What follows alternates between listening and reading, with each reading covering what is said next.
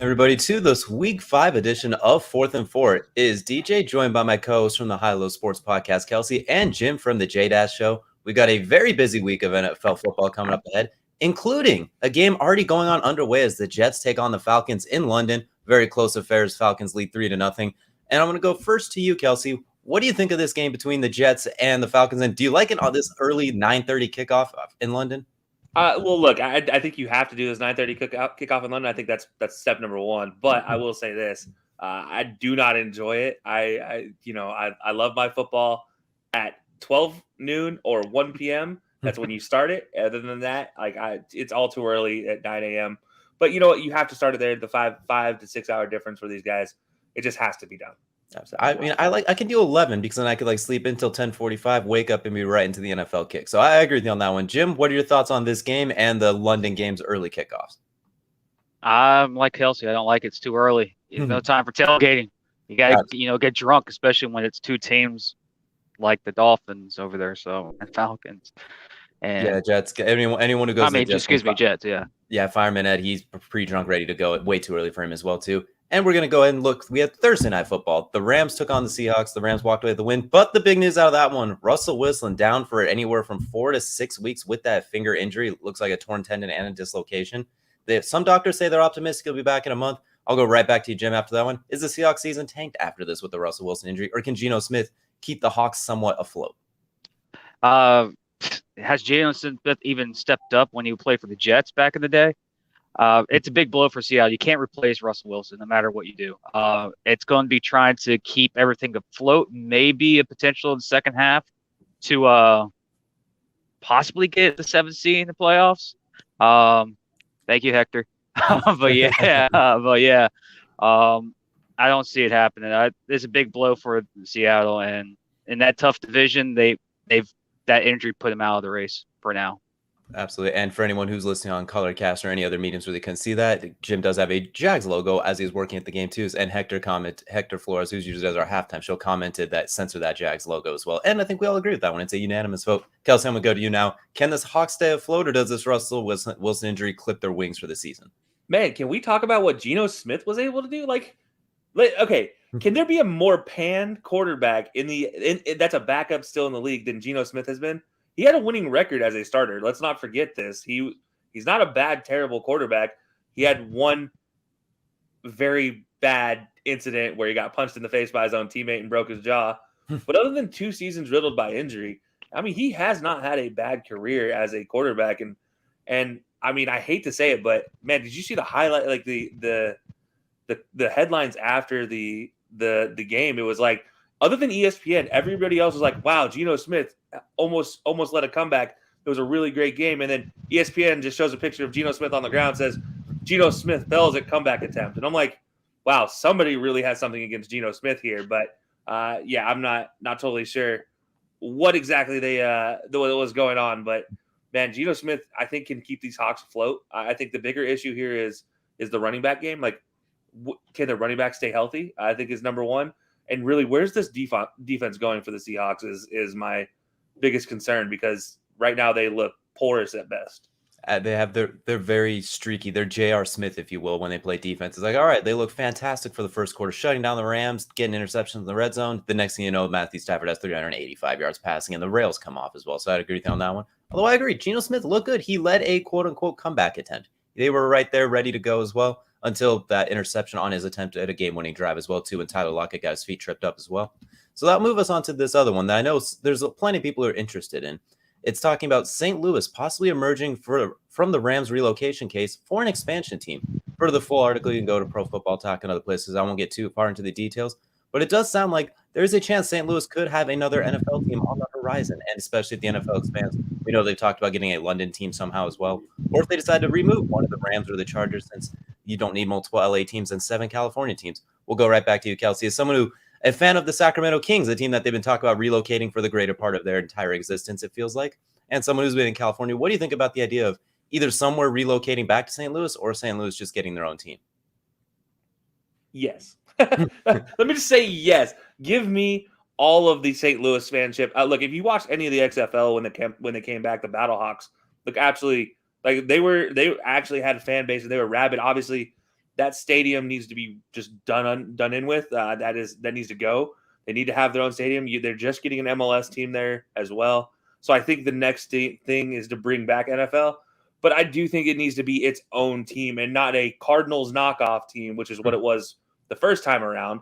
And then now a Rams knockoff again, or anybody else they move to relocate. I think this needs to be just a brand new expansion team like we saw with when they brought in the Texans, when they brought in the Jags type of situation. Not let's use an old franchise and play this off of here. And this is, I love everything about this for sure. And I'm sure Zach, yep. Okay, here we go. As soon as you mentioned Zach, XFL. now I'm just here for the pro NFL, XFL talk. Yeah, Zach, we have XFL conversations when you're gone. Can't you tell? We wait till you're gone to bring these up. This was planned out too. This was why I laid this out. And I'm going to follow you up on that one with you, Kelcey. So you don't want them to bring back the Rams at all. You want them to go with like the St. Louis, anything else, basically, literally anything besides Rams. Yeah, I mean, ideally that would be the best situation. I think the one thing that missed the entire St. Louis feel of it was the Rams. You talk about all the St. Louis teams that they had there in the history of St. Louis. I mean, even back to the St. Louis Browns type of situation, like all those teams embodied St. Louis. The one that felt like it was always an outsider was the Rams, and that it's because it was another city's team that came over. It's never like, it wasn't ever like when the Colts went to became the Ravens and all that. It is literally just been its own. It needs to be its own team to really embody St. Louis, and I think that's the biggest thing. Like it needs to commit to the city and be a part of it, and that's actually surprisingly. Here's what Zach says about it. So absolutely as well too, and we've been close through St. Louis. We've driven through. We live near it. They can handle an NFL team, just like Seattle can handle an NBA team. Like there's plenty of money to go around. The more teams, the better. Jim, I'm gonna go to you on that one. What do you think about the idea of St. Louis getting another NFL team? And do you want it to be an expansion, or do you want them to relocate another team, like maybe the Chargers or a team, one of the 8 California teams that doesn't get enough love? If it's the best way, you want to keep it an even expansion. So I'm going for the 2 expansions teams. There's been rumors of the NFL wanting to go to Canada for a team, or even down south in Mexico City. But St. Louis proved even during the XFL that they deserve a team. And it feels like the LA Rams owner just basically shipped and went to LA because it was flashy in LA. Newsflash: there's 2 NFL teams in Los Angeles, and they only care about one of them. But for St. Louis' sake, they support their team, and they felt like they got robbed, and it'd be nice to get another team. If they can, get some of the copyrights and name them the St. Louis Battlehawks. Because the XFL is still up for sale, so let's go after it. But yeah, I feel bad for the city of St. Louis. They proved in the XFL that they can support a team, and I think it's the venue. It started with the city not wanting to build them a stadium. Then it started with the governor trying to get him in. Then the owner's like, you know what? I'm just going to pull a Cleveland Brown situation and move the team overnight. So I feel bad, and I think they should expand. And then now the question is, you want to get an even expansion. And so Mexico City, Toronto, Montreal, there's some other cities that the NFL is interested in. I just don't see an expansion team in London. It's a hell of a trip. And you're going to have teams probably have bye weeks before they travel to London for a game, and vice versa. So logistic-wise, it's not good for London, but I see why. But as for now, I like what St. Louis is doing. They got ripped, and they're winning the cases from what I've been reading. So build a stadium. A newer stadium that about 55,000. I think the stadium right now, the Dome of the American Center, is too big for an NFL team. Okay, so I'm going to follow up to you on that one, Kelcey. What do you think about a team in Mexico City or Toronto? We do have the Raptors in Toronto, and a lot of NBA players seem to don't mind it there. The one question they have is the taxes and that sort of situation as well, too. But what are your thoughts on if they add St. Louis, maybe adding an international team to the NFL? Man, you came to me at the perfect time. Look, there's something about Canada and bringing NFL football that I feel like is almost off limits. I feel like the CFL community is so embracing of the CFL, and they look at the NFL as like, that's not our football, which is, for their intents and purposes, they are correct. This is not their football. CFL is its own thing, and it's its own monster. And I mean, I look at it this way: there's only one NCAA football team in the entire country, or into the entire country of Canada, and it's literally barely in the country of Canada. So I don't like the idea of moving to Canada, but I do love the idea of going to Mexico City, because we've already seen Mexican when they go to Mexico City with the Raiders, which I'm not saying move the Raiders to Mexico City, but if you are going to, I feel like a franchise similar to the Raiders is the way to go with it as well. Call them the Aztecs or whatever you will, but I think it also provides something like we see in Denver. It's a nice little home field advantage going to Mexico City, that mile high air, that tough environment. We see it all the time in international soccer. So I think this is one of those situations in football. I think I would love to see Mexico City get a team, and I'd love to see the fans there, because look, they love football. It's obvious. I mean, you saw it in LA when the Raiders played in LA. They love football, and they want a team of their own at this point in time. And before we get out of this first quarter, I'm going to throw one last quick thing at both of you guys. They bring in two teams. How do you realign the divisions, do you think, as well, too? Do you make each division a little bit bigger, or do you just bring in a full slate of new teams so that you have 5 teams per division? How would you guys like to go about that? Or do you just want to rework the divisions? Because I'm pro. If you can somehow find a way to bring in, what would it be, 16 more expansion teams? That would be pretty insane that you could expand the schedule off that. Jim, I'll let you go first on this one. I'm throwing some conspiracy theories at you guys. Hopefully you're ready for it. If they add 2 more teams, we have 34 teams in the NFL. It's going to be very difficult to divide the divisions up 4 ways per conference. So if they're going to do this, I think there's going to be a series of expansions. Like San Diego gets a team back, San Antonio gets a team, St. Louis gets a team, maybe Toronto. I still think Toronto is, because honestly, if the Toronto Argonauts want to come to the XFL, it tells you a lot about the organizations in Toronto. Football up there is dying slowly. They don't want to believe it. But it's going to be hard. Can you do an off-balance schedule like the MLB did for so many years? One division have 7 teams, the other division have 4. That's possible. The NFL did it about 20 years ago, before all the massive expansions happened with Jacksonville, Carolina, and Houston, and that came into the league. So it's possible. Trust me, the NFL is going to find a way to still get 17-game regular season, possibly by then 18-game regular season, and a 16-team playoff. So anything can happen. The NFL, if there's money to go, the NFL is going to grab it. That's them. They don't care about your feelings. They're going to try to expand, grow, and make money off of it. Make decision now, deal with consequences of own actions later. The NFL way of motto. Kelcey, I'll go to you this one to follow up on the conspiracy theory before we get out of this first quarter. Yeah, look, I'm kind of with Jim. If they're going to do it, they're going to have to do it like it needs to be at least 8 teams. Right, because that gives you an extra team in every division. That makes it a 5-team division in each division, and that's the safest option. Now, here's the question: is I want to know, do they do a international division by itself, or do they couple it in with what they already have? Like, so we have a comment here from Zach talking about St. Louis and NFC Central and AFC West would get Mexico, which is a good idea. So then Toronto would go to one of the East teams or North teams. And then maybe Montreal goes to the opposite as well. So maybe one goes to East, one goes to North. And then I think when you talk about this expansion, I know Jim just said don't go London, but I think you have to include London in this. And that also does open up another city in there, and that's Madrid, because they already have Barcelona as far as the ELF goes. There is no team in Madrid right now, and Madrid would happily love to get into American football and get all of the Madristas that are all part of Real Madrid German city and everything there. They would happily come and support a team in the NFL for sure. Absolutely. If we're going to expand that far across that pond, we might as well throw something in Hawaii too. We might as well just go all over the place as well.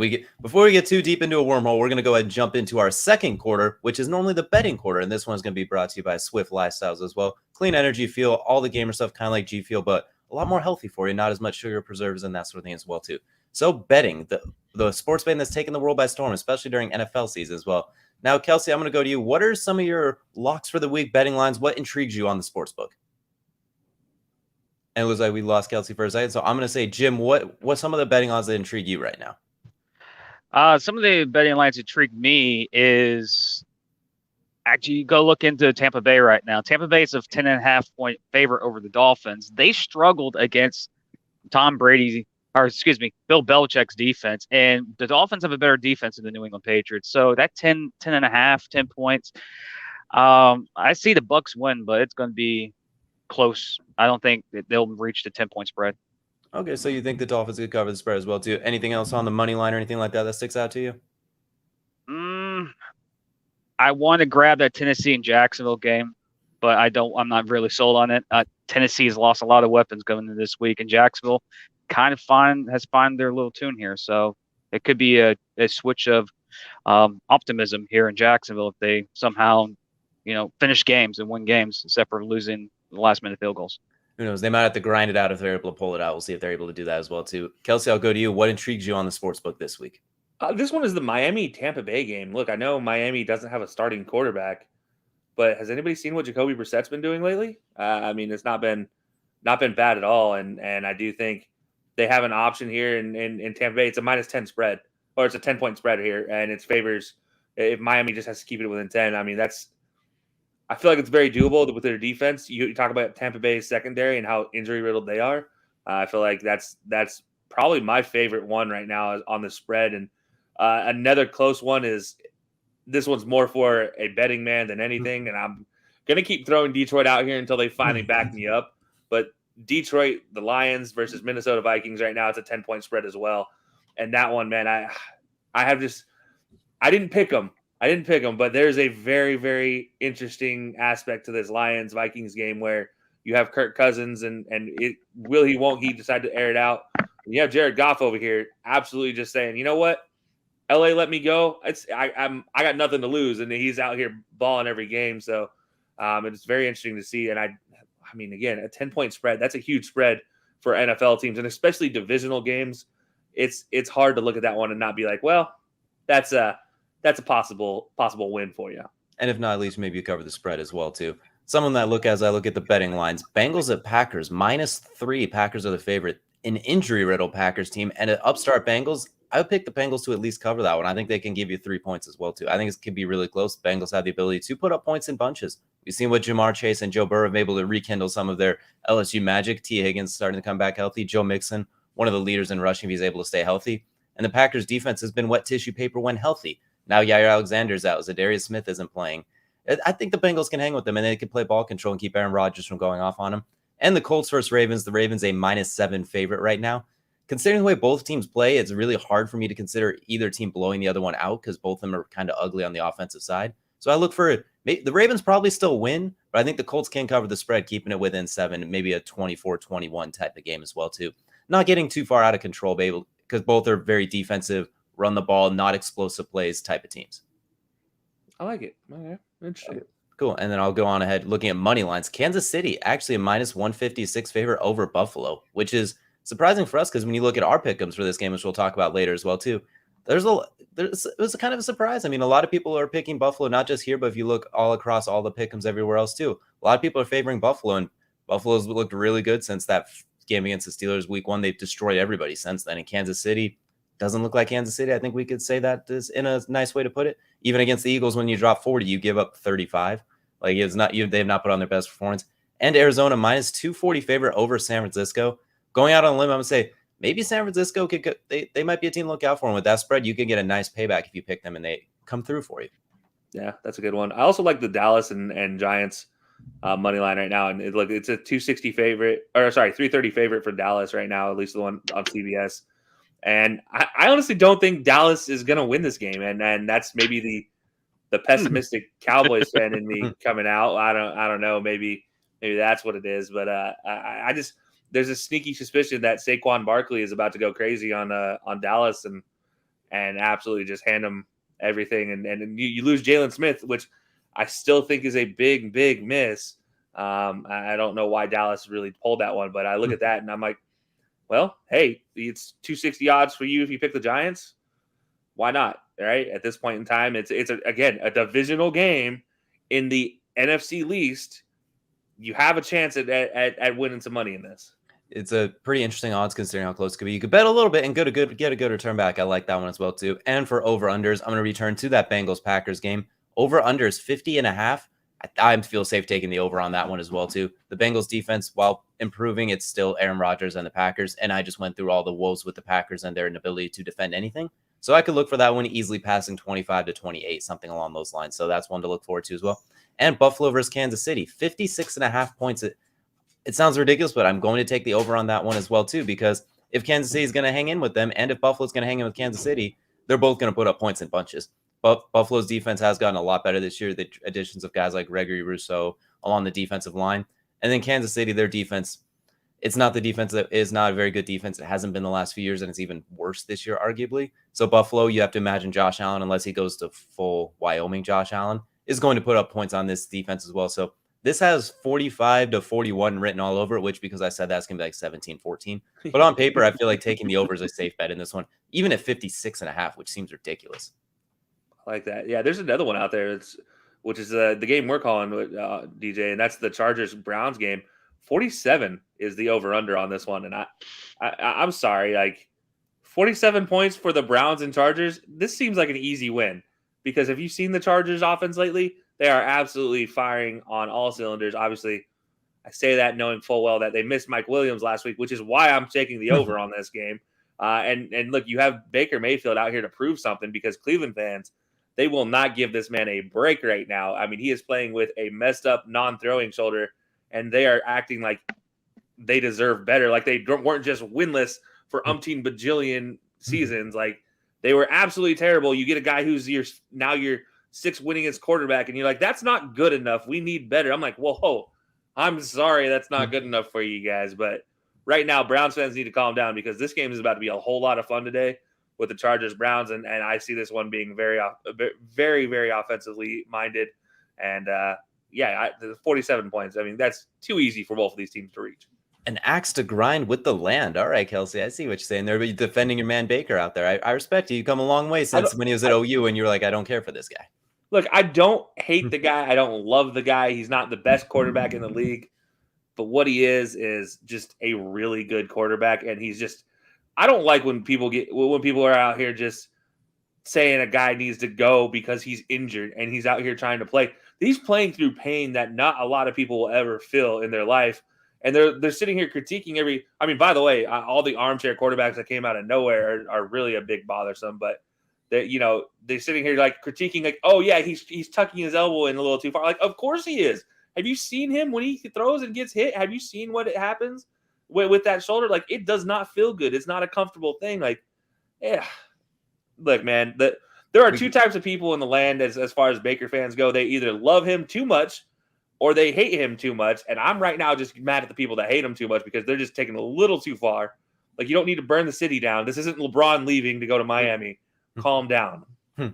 It's going right after the land, even with the sore spot there as well, too. And since we have a couple minutes for this betting quarter, I'm going to ask you guys about a couple more spreads that stick out to me. Two really low ones at 39.5 points. Denver at Pittsburgh and New England at Houston. They're saying that those scores are going to be under 40 points. What are your guys' thoughts on that? And Jim, I'll go to you first on one as a designated Patriots guy here. What do you think about the really low point spread or over-unders on those ones? Do you think they're not giving enough respect to both teams to score points? I know they're all defensive teams and Houston, but do you think they have the ability to get past 40 combined?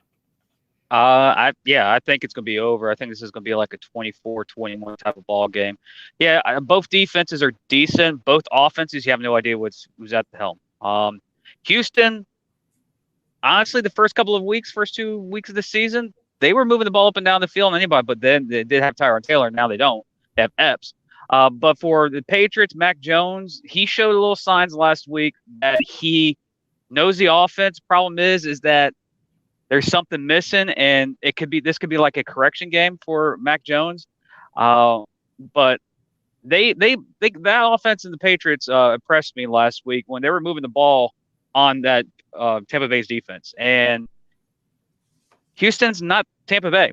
Houston's defense is not Tampa Bay. They're going to score some points on this game. I don't think it's one of these games where if Vegas is like, yeah, Patriots going to win, keep it under 42.5, whatever the over-under is, and it's the NFL, especially these two teams.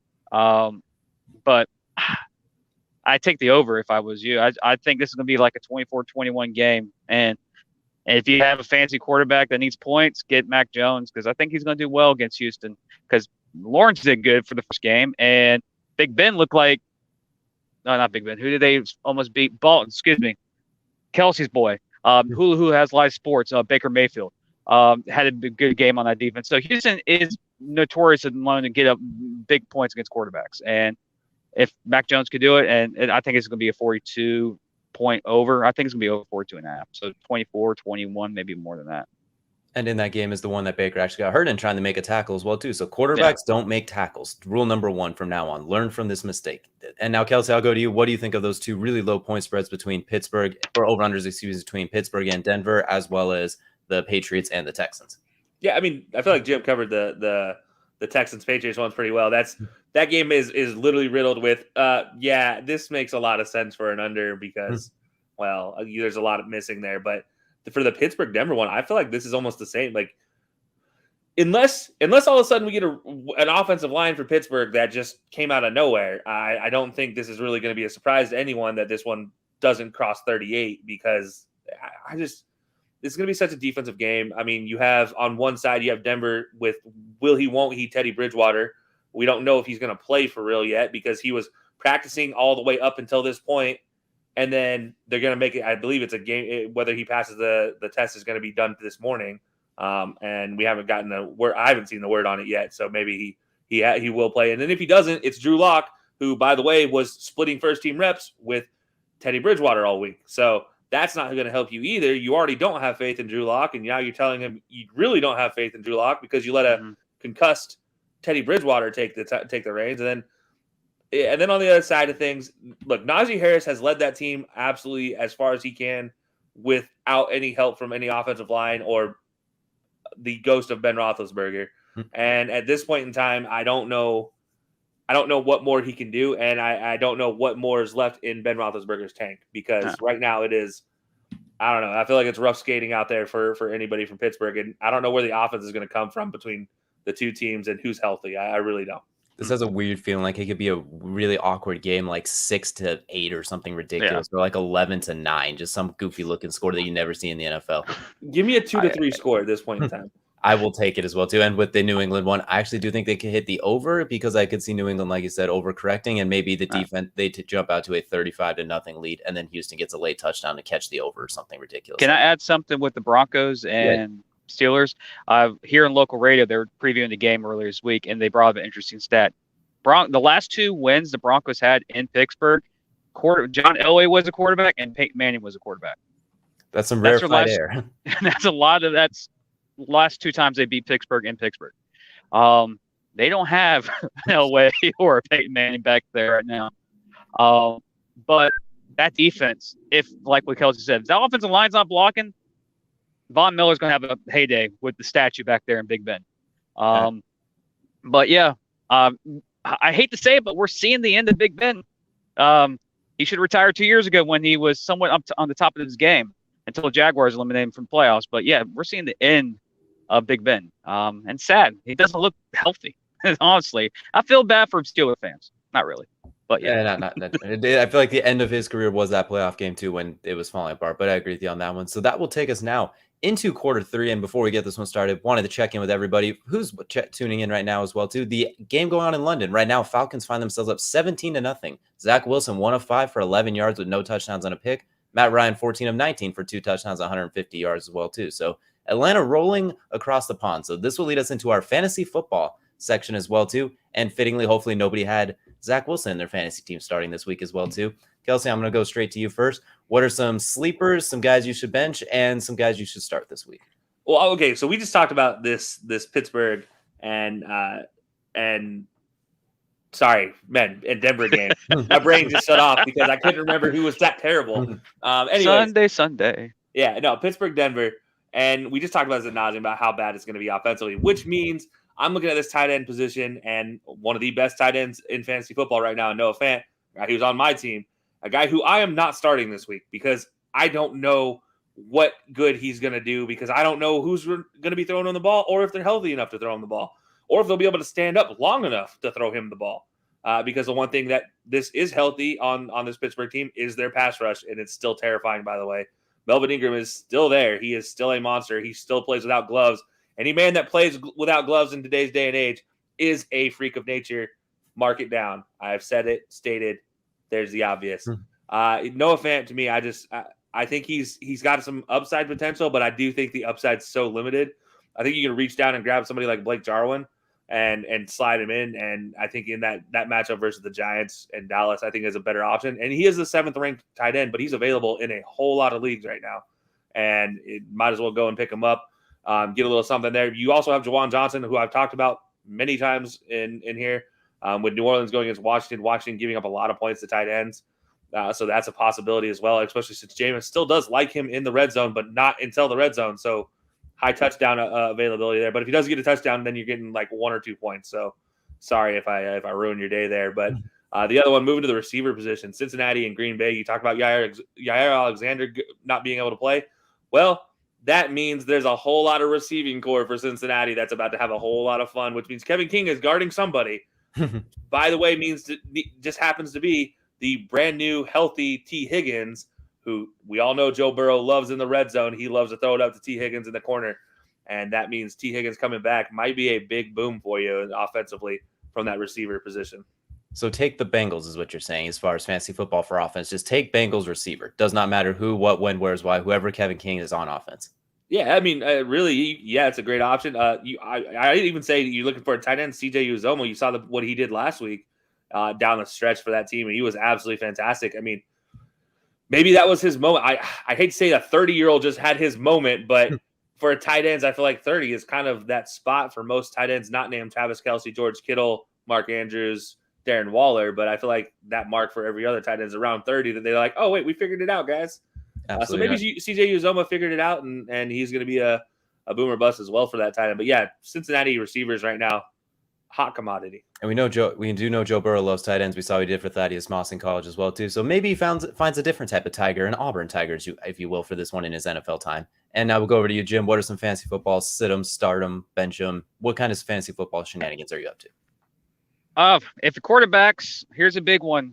If you're in a 16-team league and you happen to have Ryan Tannehill as a quarterback, bench him because he basically lost all of his weapons. No A.J. Brown, no Julio Jones. You're going to have to play a lot of tight end play, and the Jaguars defense is going to go after the tight ends and keeping Derrick Henry and staying. Play Mac Jones. Why? Because what we just said a couple of minutes ago. That Houston defense, yes, gives up a lot of points. Maybe you want to get some easy points there. Go ahead. I say if I was up to you guys, if you're looking for a running back to keep an eye on this week, James Robinson of Jacksonville. Play always over the last 3 games or 2.5 games against the Tennessee Titans. He's gone over 100 yards each game.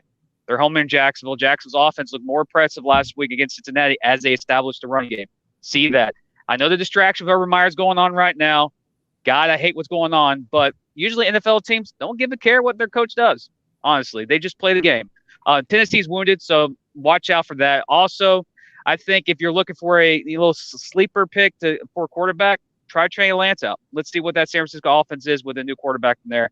Also, with other receivers going on, do not start Laviska Shenault for Jacksonville. Tennessee's going to get him out and let Trevor Lawrence trying to find someone else. So, in the Patriots wise,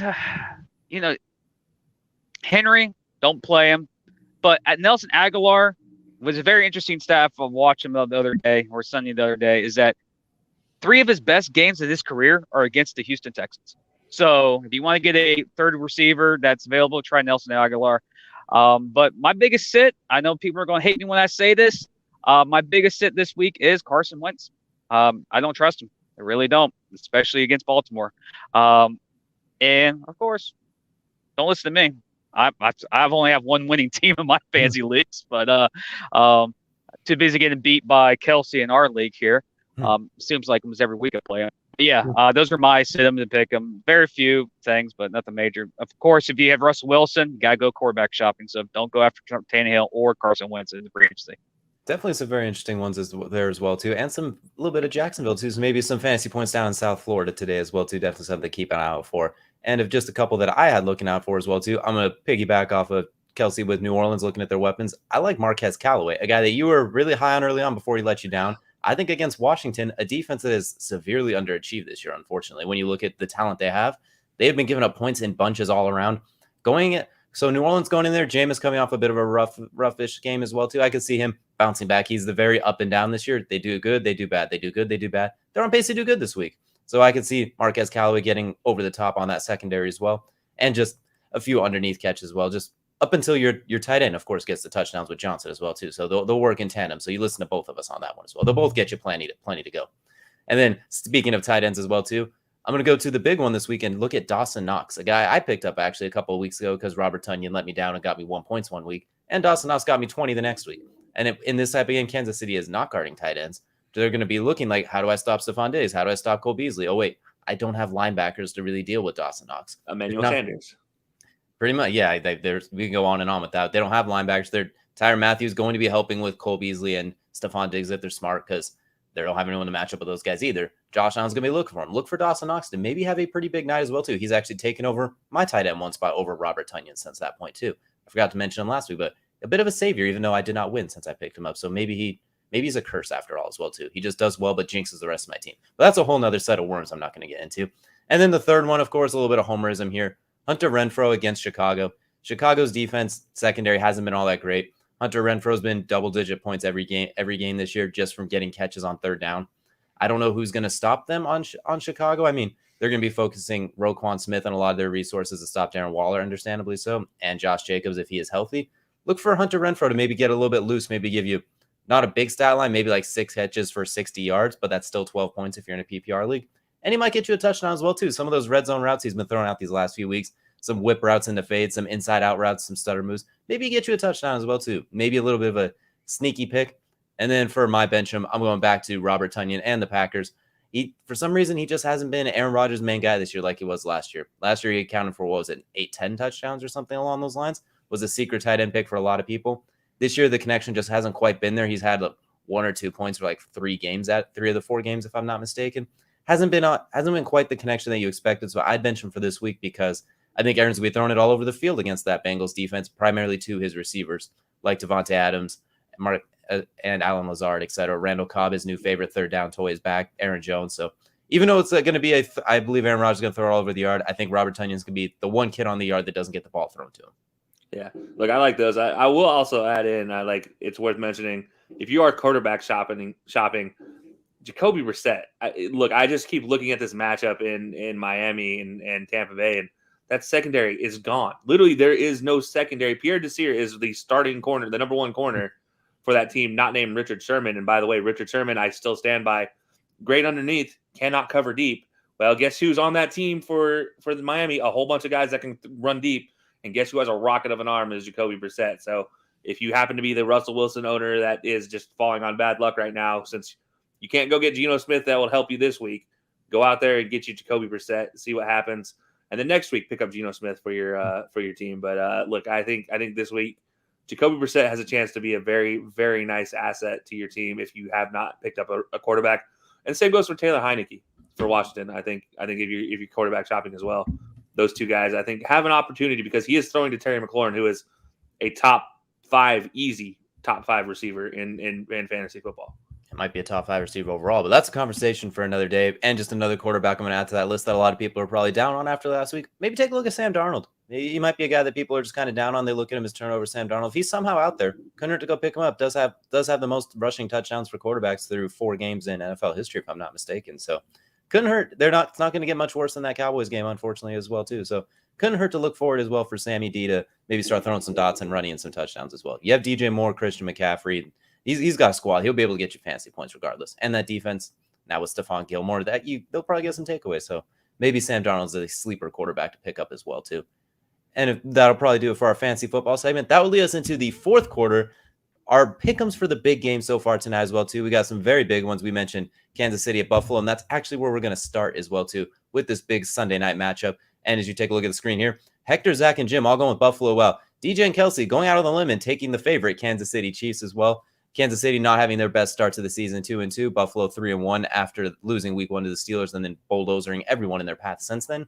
We'll go ahead and go with you first, Jim. What made you decide to go with Go Buffalo? Is it because you jumped through a table before making the pick, or did you just want to circle the wagons? No, they're playing better football right now. Kansas City has had some stumbling blocks so far this season, and Buffalo right now is just after that stumbling loss in week 1. They've, what would you say, just blown everyone out. They played.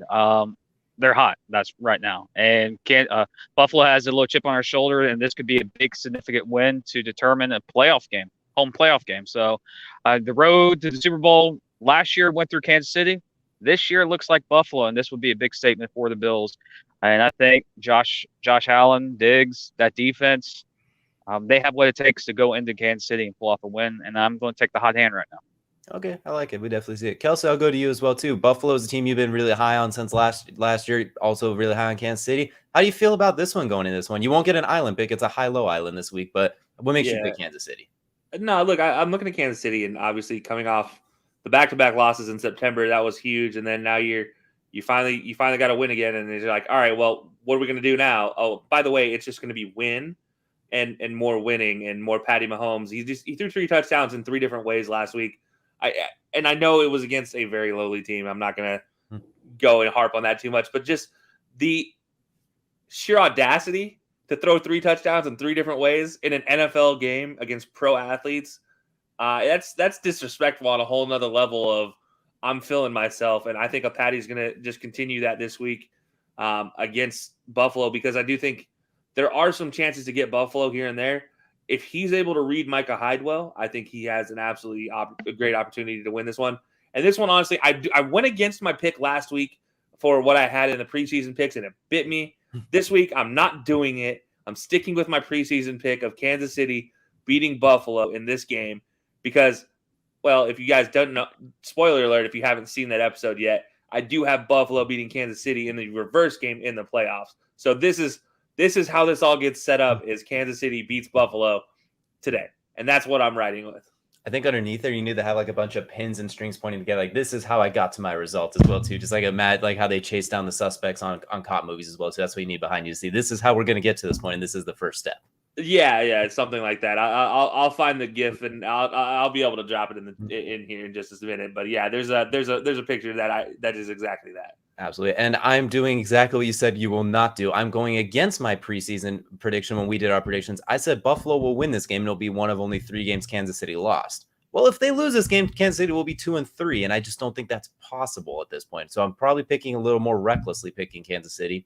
But they did have the Bills number last year. The Bills were the hot team going into that playoff matchup. The Chiefs were struggling. Patrick Mahomes coming off that Mac Wilson tomahawk to the neck. Was he going to play? Was he not going to play? We weren't 100% sure. The Bills were rolling, having won like 10 games in a row since the D-hop out there somewhere, throw from Kyler. I still think Kansas City is going to come out there, though. They have a little bit of an edge when it comes to Buffalo. The defense plays a lot better. They're able to revert Josh Allen a little more towards reckless Josh Allen, if you will. Not the guy who throws 69% completion, darts all over the field. The guy who sometimes tries to rip it like we saw in the first 6 quarters this game. So I think they'll find a way, just the way they disguise things and move post-snap, pre-snap movement, they're going to fluster Josh just a little bit. It's going to be close. Like we talked about the over-unders, it's going to be like 35-38. It's going to be stupid high scoring. It's going to be reckless. If you like defense, you're just going to be upset the entire time and pouting. But I think Kansas City is going to make 1 or 2 more plays after what Tyreek Hill did last week with 3 touchdowns, like 48 fantasy points. Travis Kelce is going to get involved as well. I think this is going to be the game we've been talking about it. I think the Kansas City is going to find a way to run the ball consistently as well, too. I think they're going to use Clyde Edwards-Helaire and Williams on the ground with that new offensive line that's kind of starting to gel a little bit as well, too. Like a lot of new pieces. We knew it wasn't going to be pretty right away. They lost 2 games in September after having not lost any in the Patrick Mahomes era. I got to imagine they're going to kick off October quick, fast, and in a hurry as well, too. They already started well against the Eagles, so I'm leaning with Kansas City. I think it's going to be razor close, and whoever has the ball last. It's going to be like a game of Madden 22, if you will. Whoever has the ball last is going to have to kill clock and get a game-winning field goal along those lines.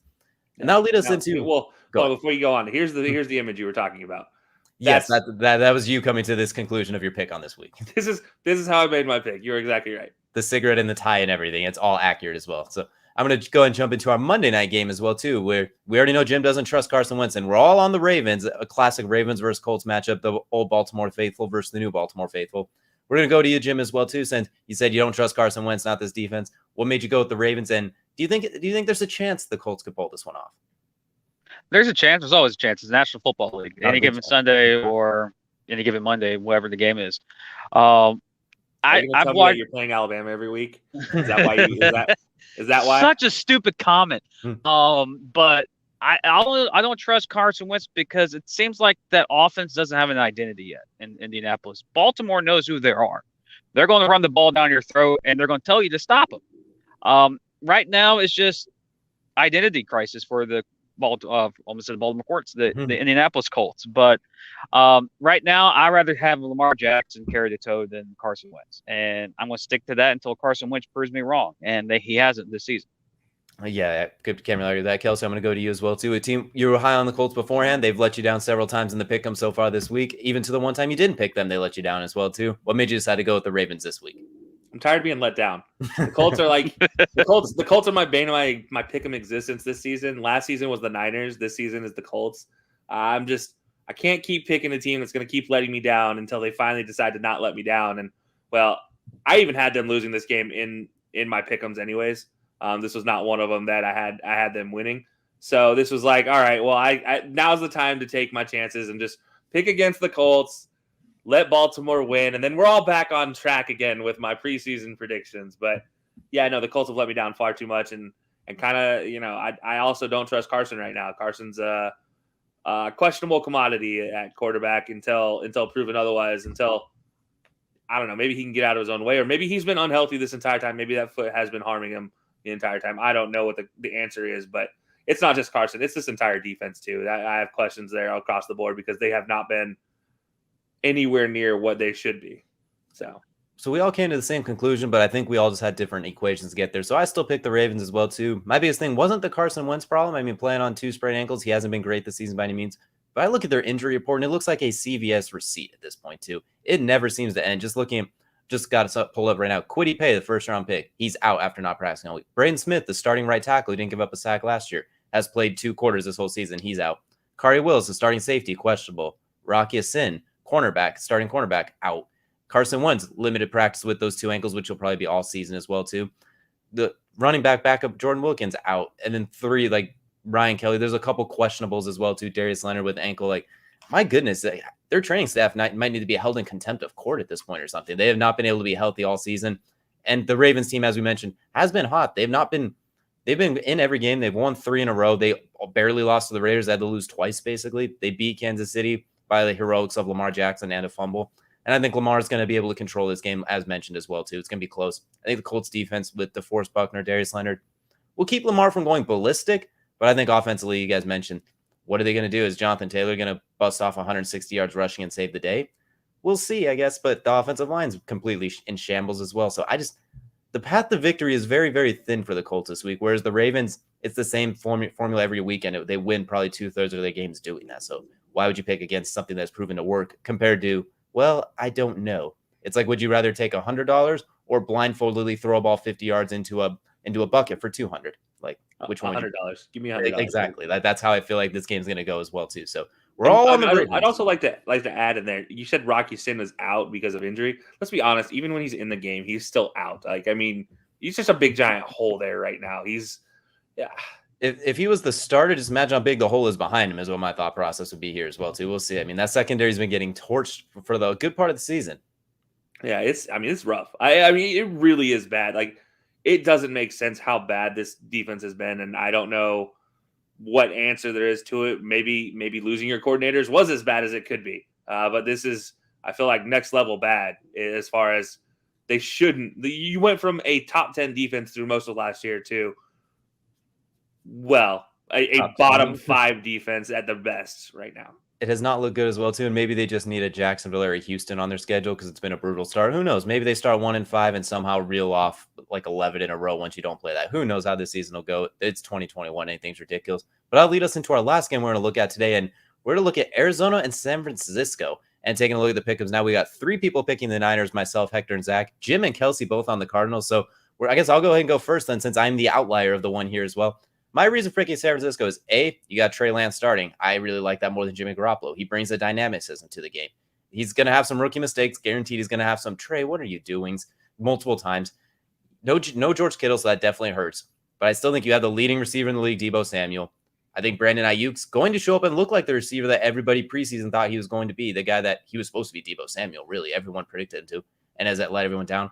And I think Kyle Shanahan's going to scheme up some of the most dramatically ridiculous-looking run schemes we've ever seen. We're going to see, like, pulling fullbacks from the out wide. Kyle Juszczyk's going to be lined up at quarterback. Trey Lance is going to catch a jet sweep. I think he's going to break out all the stops for this game. And he's going to basically set Trey Lance up in the best position to win so he doesn't have to go back to Jimmy Garoppolo when he gets healthy. I think this is going to be the best coach game from Kyle Shanahan all year. Because I think he wants Trey Lance out there. I think he's just been waiting for the reason to do it. And in practice, he probably hasn't seen it. But if he does it in game, he won't have to go back. and it gives them some leeway if Trey Lance struggles because it gives them its early win. So I'm looking for the 49ers to take it to Arizona and actually win this game. And Arizona coming off a bit of a high, beating the Rams, being the last undefeated team. I think they're to come down a little bit like the Rams after they beat the Bucs. Came down a little late against Arizona. Look for Arizona to plateau a little bit, and San Francisco's defense, Nick Bosa's squad, they could still get after Kyler Murray as well, too. That offensive line's a lot better, but the 49ers defense is still pretty good. And I think Trey Lance and that 49ers team look for them to rush for maybe 170 yards as a team. And Deebo Samuel and Brandon Ayuk to look a little rejuvenalized with this downfield passing game, because for all of Trey Lance's questions, he can still rip it down the field with some of the best of them. That 70-plus yard touchdown to Deebo Samuel. And in the preseason, his casual 70-yard touchdown on his first pass play. I think they're going to be really dynamic. So I'm taking San Francisco. I'm going to go to you first, Kelcey. You pick the Cardinals. Cardinals are your team winning this division. They've done pretty well for you most of this year. What has you going with them this week? Yeah, I mean, I have not missed a Cardinals pick yet this year. So let's just start with that. Number 2, the Cardinals are my favorite to win this division. And that starts with having to beat every single team in your division at least once, which is what they need to do right now. And this Trey Lance situation, Trey Lance coming in, you said he's going to make mistakes. Here's the problem. You don't have much room to make mistakes against this Arizona team because your team's also not healthy defensively. As well, when you look at their corners and their defensive backs, there's a whole lot of empty gaps for a guy like Kyler and DeAndre to go and to drop a nuke on him, if you will. And Christian Kirk is still an absolute weapon. Max Williams, let's just not forget, the man is a tight end. Man is one of the top 10 technical tight ends in the NFC. He still gets burned, and he is a weapon to be used by Kyler Murray. And their running game has been absolutely fantastic in Chase Edmonds and obviously Kyler as well. I just look at the offense for Arizona and I compare it to the offense for San Francisco. Obviously, that's a big advantage for Arizona defensively wise right now. Arizona, there's no real question marks in my book in comparison. You have a good enough starting corner to deal with the best receiver available in Deebo Samuel, and then you have a better number 2 corner than their number 2 receiver as this year has gone, because Brandon Ayuk has been a ghost of Brandon Ayuk up to this point. He has not yet shown up. So I look at this, and Arizona has an advantage all around. And then you take into effect Trey Lance coming into this one, and I think if he makes mistakes, it's going to result in picks, and that's not what you want to see with Kyle Shanahan. But I do think, to your point, Kyle Shanahan is going to be doing his absolute best to make sure that Trey Lance has every success in the world, because I do think you're right. I think he wants Trey Lance out there, and all he wants is an excuse to get Trey Lance out there, really. Absolutely not. I'll recorrect. I said I meant to say he's going to make mistakes throughout the season. I meant this game he's going to play perfect. That's why I have them playing. I misworded that. So I think Trey Lance is going to play perfect this week, and then the mistakes are going to kick in the rest of the season as well, too. So I misworded that one, but we're going to see. So what you're saying is I almost convinced you because I pointed out that one thing. If he makes mistakes in this game. If he throws 4 picks, then they're going to lose that game. I just don't think he's going to throw any, because I think he's going to run for 100 yards today and throw for like 150. It's going to look North Dakota State-esque. So I'll go to you, Jim. What are your thoughts on this one? What made you pick the Cardinals as well, besides the fact that they're undefeated?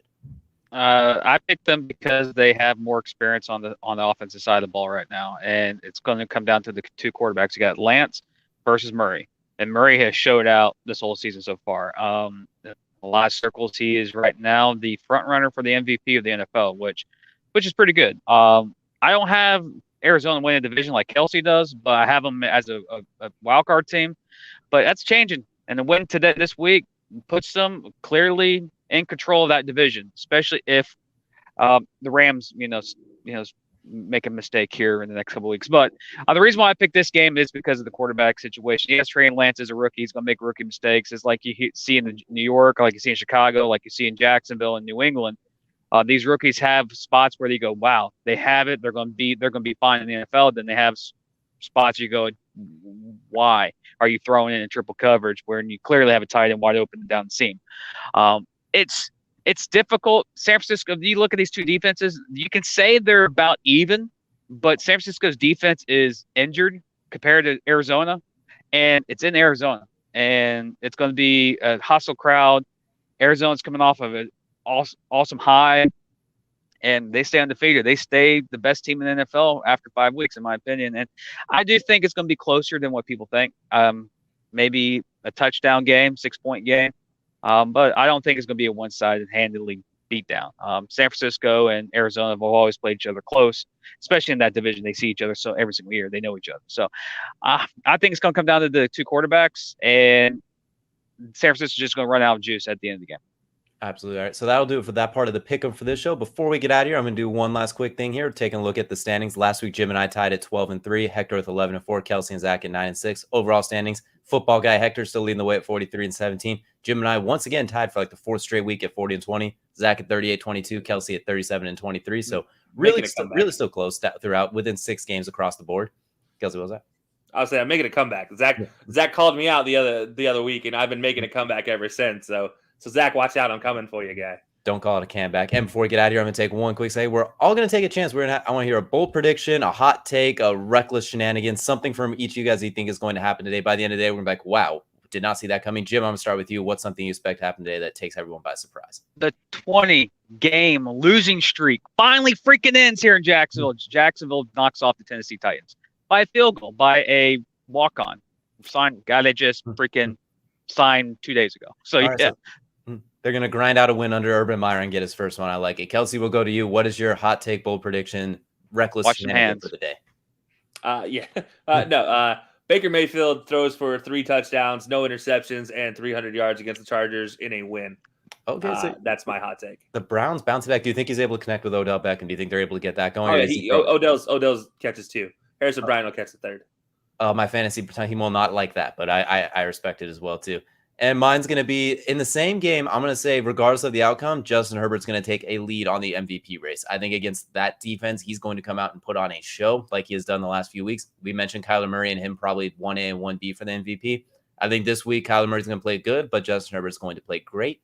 I'm not saying they'll get the win, but I think it's going to be razor close. You want to tune into Colorcast for us for that game as well too. We'll be giving away a Justin Herbert jersey nonetheless. So I say Justin Herbert stands out as the MVP for this as well. And he makes that strong case of I could have been number 1 in that draft class instead of Tua going at 5 or Joe Burrow going number 1. That he makes a strong case to be that dude. So that's my bold prediction as well too. Thank you to everyone listening on YouTube, Twitter, Colorcast, across the board, and on behalf of High Low Sports as well as Jim from the J-Dash Show. We appreciate you guys tuning in. Jump in on Colorcast later. Hear Kelcey and I call the potential Baker Mayfield 3-touchdown game or the Justin Herbert show as well, or something in between. We'll have to wait and see. Thank you guys all for tuning in. We'll see you guys next week.